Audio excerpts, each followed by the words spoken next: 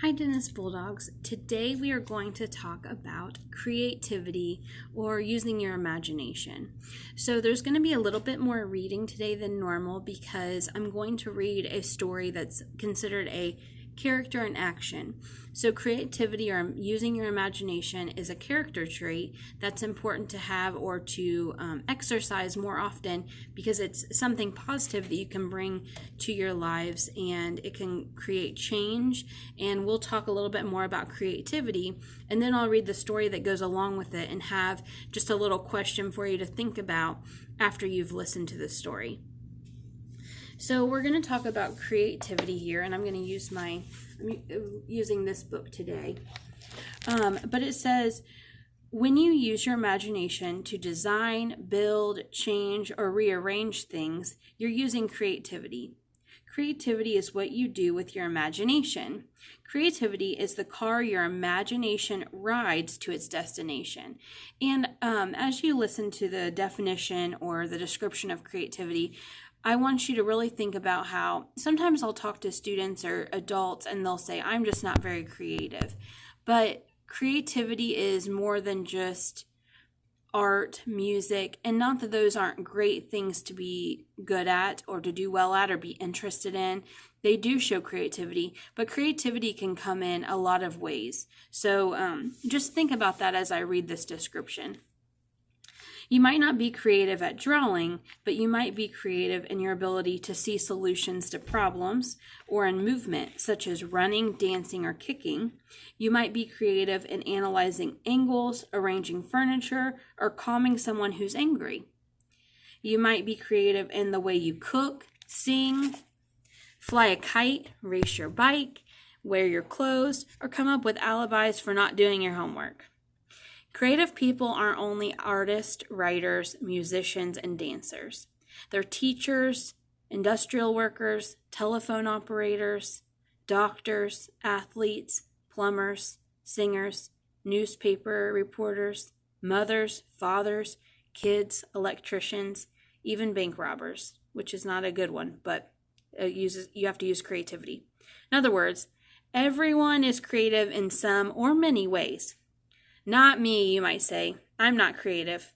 If that's what you think, you haven't dug deeply enough to uncover your own unique gifts.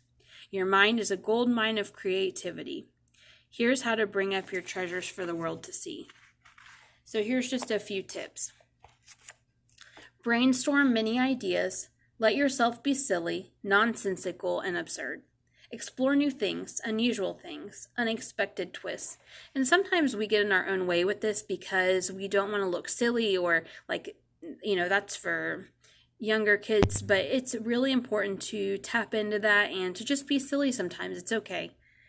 Relax, rest, and leave spaces in your searching.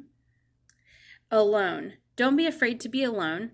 Committees can come up with great ideas, but you need solitude to explore your own creative mind. Investigate new ways of looking at things. Learn from experts. Turn ideas upside down. Make them larger or smaller. Redesign the form. Change the colors. Change the order. Put things together that don't fit together. And it's a really crazy time because with our access to videos, to YouTube, to just the internet in general, we get a lot of access to information and to experts. So it's a really great resource to have. Notice what you're not searching for. Stop and look behind your thoughts. Go in the opposite direction for a while. S is struggle. Work hard, practice, get help. Don't give up at what you like or do or want to learn. Trust your hunches. Even when experts insist that your idea is dumb, lame, impractical, or impossible, don't give up until you prove it wrong. As movie director Frank Capra, I hope I'm saying that, Capra, C-A-P-R-A, once said, a hunch is creativity trying to tell you something. Opportunities. Keep your eyes and ears open for opportunities. Look for chances to learn new things, develop new talents, listen to people whose ideas are different from yours, and go places you haven't been. Record your mistakes. Track your progress so you learn from your errors, wrong turns, and side trips. Who knows, you might discover something interesting along the way.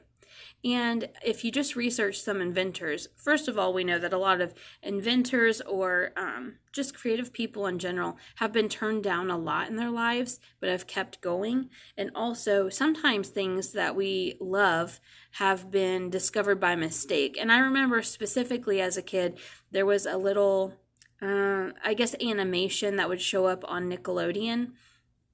And it would talk about how potato chips were discovered by accident. So if you're interested in knowing how that was an accident, look that up online. And make things up wherever you are. Train your eyes, ears, and mind to redesign whatever you're looking at, thinking about, or listening to. The doorway, a melody, a street sign, an advertising jingle, a dance, a picture, bacteria under a microscope, the shoes on your feet, the bus, a garden, a phrase, or your teacher's hairpiece. Oh my goodness. Okay, they're being silly in this book. So whenever I was reading through those, it actually spells out brainstorm, which is pretty cool. An easy way to remember those things. Okay, so hopefully you'll find that helpful. And I'm going to flip to our character in action story that we're going to read. It's not very long, just one page, but I wanted to show you the picture of who we're talking about because I think that can be helpful. So there she is, playing lacrosse. All right, so let's get to it. So as I read this, try to think of ways that you think that Ren Gleason, who is who we're going to be reading about, is using creativity and changing things or like reimagining how things are. And you'll understand once I start reading. All right, so this is called Ren Gleason, Worth the Risk. If you can prove that you're as good as a player as the boys, then you can stay on the team. If you can't, you'll have to play on the girls' team. 14-year-old Lauren Gleason, also known as Ren, listened carefully to the coach's words. Was it worth the risk? What if she blew it? Could she take the pressure? Ren had been playing lacrosse with boys ever since she was 12.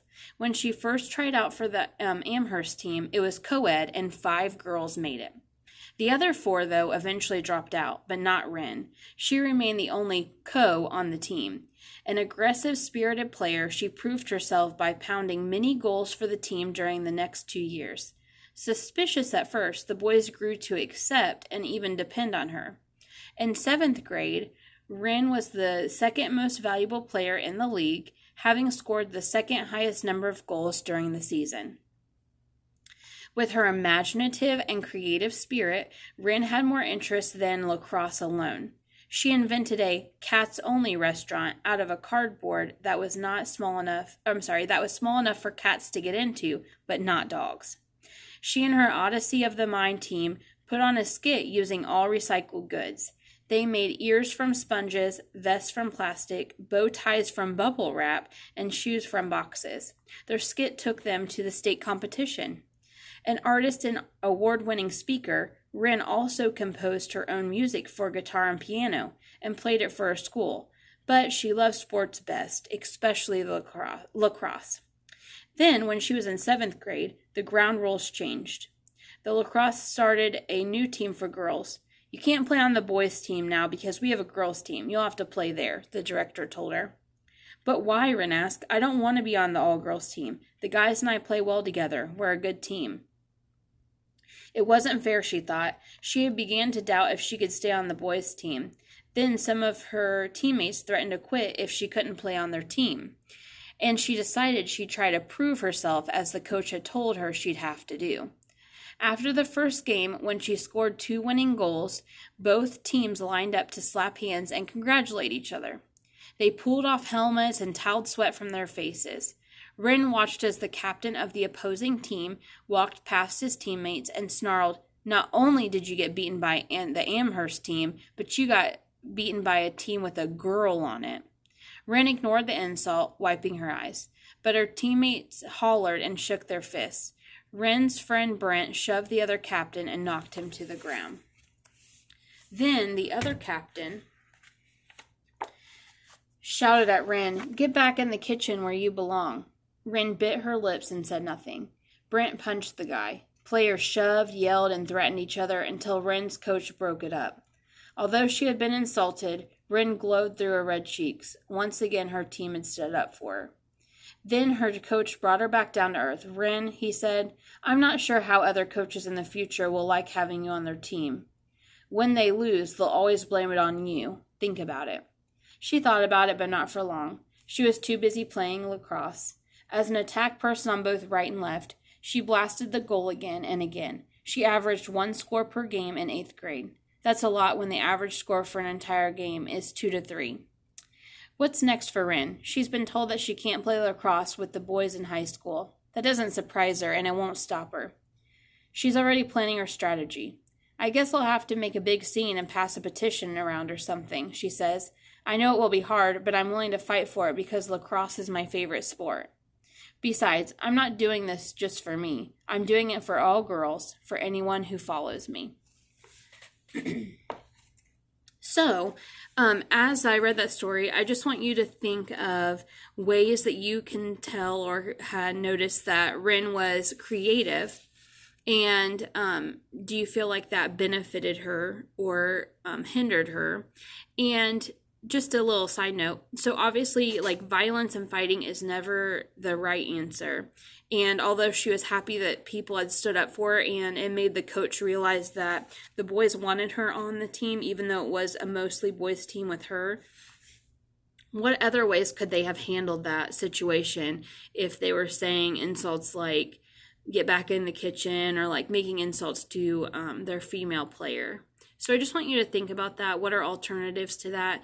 And just to think about creativity, and in what ways are you creative? Now that you know creativity isn't just for writing and drawing and music and things like that, there's a whole array of creativity. And so I hope that you are able to notice and see things in yourself that are creative, and you use your imagination more and embrace just being silly and exploring new ways of thinking. So I hope that this was beneficial for you and that you learned something today, and I hope that you do something creative. So I will see you later, and thanks for joining me.